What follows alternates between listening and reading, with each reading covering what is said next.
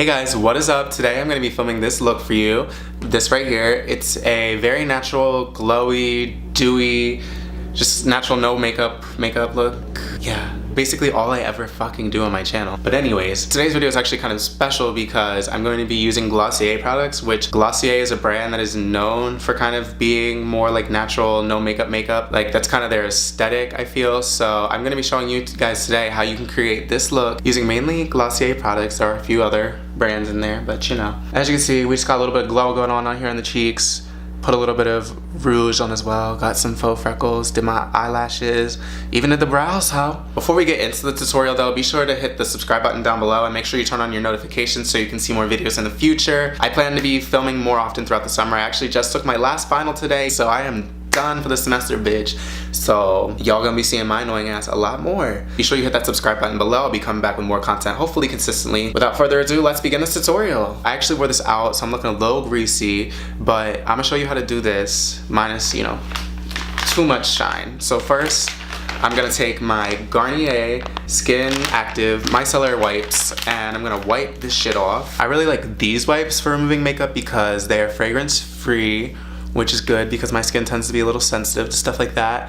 And they also use micellar water, which for those of you who don't know what micellar water is, basically micellar water is water with oil particles suspended in it. Oil is actually very good at breaking down a lot of makeup because a lot of makeup is oil based. So if you're looking for some makeup wipes that are gonna do the job and do it well, I recommend these. I'm starting with a clean base now. So I'm gonna go in first with the Glossier Priming Moisturizer. I just got this sample from them with my order. I'm just gonna apply that liberally all over my face. I kind of hate when samples come in packages like this because they just tend to come out like the weirdest way sometimes.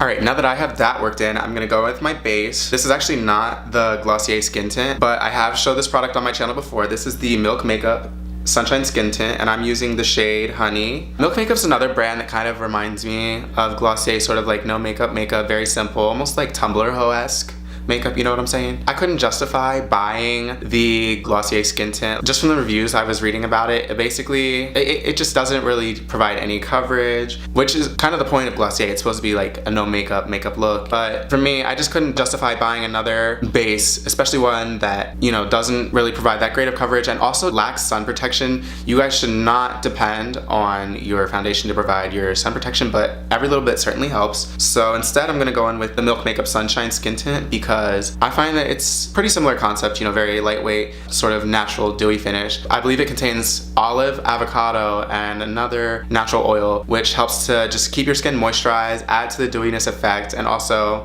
another great bonus, again, is this has SPF 30, which the Skin Tint lacks. So I'm just gonna go ahead and pump that and just kind of apply it all over my face. This has the most interesting application method of any foundation I've ever used. This has a rollerball tip. The foundation is dispensed out from here. Kind of comes out almost like a floral pattern. It's really cool. So I'm just gonna roll that all over my face. I bought this at Sephora for $42, and if you guys are interested in buying this product or trying it out for yourself, wait, I need a mirror. But anyways, as I was saying, if you guys are interested in trying this product out for yourself, I would recommend going in store and trying it out first and getting a shade match, because I don't know if you guys can see just from the application, but this product oxidizes like a bitch. So you see how it is on my cheeks right now, and then watch as I add the new layer. Do you see the difference in color? This is like a lot warmer, almost more of like an orangey tone. This is a little bit, I mean, it's starting to oxidize now, but it was more of like a kind of like a neutral, I would say almost even a cool tone. So as you can see, it does oxidize a lot. But what I will give it credit for is it oxidizes very quickly. This is about as much as it's gonna oxidize. And I actually remember trying it on in the store and kind of being dubious if it was my shade because it wasn't really a good shade match. And then looking back at my hand a minute later and literally thinking, wait, that's actually my perfect shade. So now that I've applied foundation to all the spots that I want it to be, I'm just gonna take a damp e.l.f. beauty blender and I'm just gonna pat that in. So I actually tried to clean my beauty blender this morning. I saw this hack on Twitter where if you soak your beauty blender in a glass filled with soapy water and you put it in the microwave for a minute, allegedly it cleans your beauty blender out. But I don't know if it's just this one by e.l.f. I feel like this one's just not as porous as some of the other beauty blenders I've had, because like when you squeeze it, it has a lot less give to it than other beauty blenders I've tried. So I don't know if it's more dense on the inside or what have you, but it didn't really clean too well. I was about to show you guys, like, but I'm applying my foundation, so it's kind of pointless. But it didn't really actually clean it that well, at least it didn't seem to get like a lot out. So I think maybe it's just a problem with this beauty blender. I'm not really trying to buy the really expensive like $20 one that's like the official one, but if you guys know of any good beauty blender dupes that are like under $10 especially, let me know down in the comments below, and I'd be glad to try them out for my future makeup looks, because she's not cutting it. Here's the completed base. As you can see, we're lit from within. We are glowing, shine bright like a diamond. Now, I will say, because this does have oils in it to keep your skin hydrated, it does do a good job of making it look illuminated and moisturized. But if you have more oily skin, especially, I would recommend carrying a powder with you around all day, because you're going to need to powder this foundation down a lot if you have oily skin, as it is essentially already putting a layer of oil on your skin. So keep that in mind if you want to try this product out as well. So now that I have my base down, I'm gonna go in with the concealer. This is just their Glossier Flex Concealer. Mine is the shade Dark, which I'll give it credit. There's 2 shades darker than mine, so I'm not coming for the shade ranges, but Dark, really, it's just a pot concealer. It comes in like this. It's really creamy, and this might look a little bit darker than my skin tone, but when you work it in, for me, it actually blends down to pretty much a perfect match, which I like, especially when you're going for a no makeup look. So I'm just gonna go in and correct my under eyes with this. Just gonna swirl it around a little bit to allow my finger to heat up the product and then apply it to the under eye area. And this product is called the Flex Concealer. It claims to be flexible and to move with your skin throughout the day so it won't crease, which I wore this out when I went clubbing the other night, and I can say that it actually holds up pretty well. It's a really good match to my base. As you can see, it blends in kind of seamlessly, and I think that might have to do a little bit with the oils in it. I feel like that just kind of helps everything blend together a little better with these products. And then if I saw any other kind of blemishes, red spots, or anything like that on my face right now, I would just use this to go over them, but to be honest, I don't, because I'm perfect. Psych. I just don't feel the need to today, especially for a no makeup look. I do have a slight amount of hyperpigmentation kind of peeking through right here. You probably can't really even see it that well on camera. But for a no makeup look, I kind of prefer to not cover that up. I don't want my skin to look too flat. I do like to let the minimal amount of skin perfections bleed through to kind of just give that illusion that this is my skin, bitch. But don't be fooled. Don't be fooled. I'm a catfish. Next, to add some color, I'm just gonna add some blush to my cheeks. I'm gonna put a little bit over my nose too to kind of give it a more natural sort of like sun-kissed, almost like sunburnt look. So I'm gonna go in with the cloud paint in the shade Beam. So I'm gonna take this and put it on my Real Techniques Expert Face Brush. You wanna be really careful when you're dispersing this product from the tube. It's really easy to accidentally let a lot out. Apply gentle pressure when you're squeezing and just dab it on the tip of the brush. If you want more blush, you can always layer more on in the end, but I like to start small. So literally taking the smallest amount, I'm just gonna start by just kind of applying a little bit to the nose and the cheeks and just stippling it in. And that's just kind of like, that gives me an undetectable sort of wash of color. So I'm just gonna add just a little bit more. Always go in increments with this product because it's a lot easier to layer on your blush than to correct too much blush.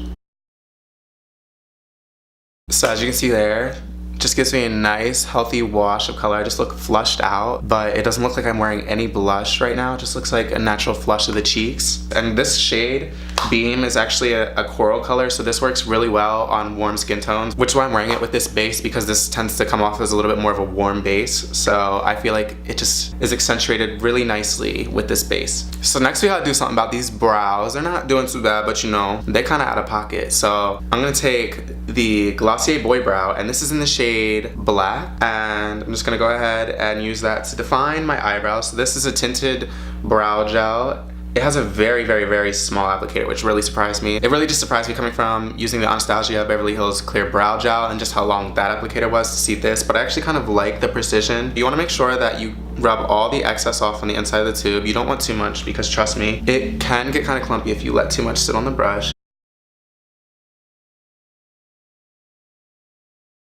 So as you can see, they're just nice, natural, and then to just kind of accentuate the natural beauty of this look, I'm gonna take this Signature Brow by Kat Von D, and I'm gonna take the pencil in. Now, I'm not using this to do my brows, although I will say this is a very good pencil to do my brows, and on my more extreme makeup days, I do like to use this. I just want you guys to look at this tip. Look at how thin it is. Mariah Carey is jealous. So you wanna take it, and I only do this for my natural freckles. You can create unnatural freckles with this, or you can do what I'm doing and just accentuate your natural ones. So I just go over the areas where I can see my natural freckles peeping through and just kind of dot the product on.